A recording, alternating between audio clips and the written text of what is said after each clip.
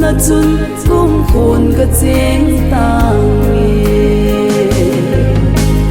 lam tin ding in Calvaria in na tu ya long ye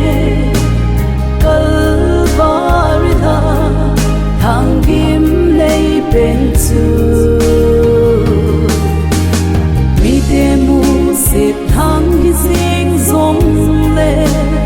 chu a chun him na tui a hung lo ye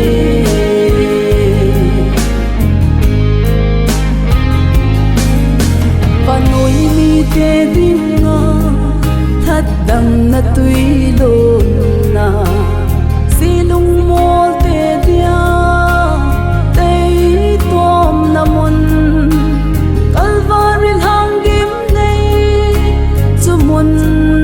a chun ton so tam na tui chu a hung lo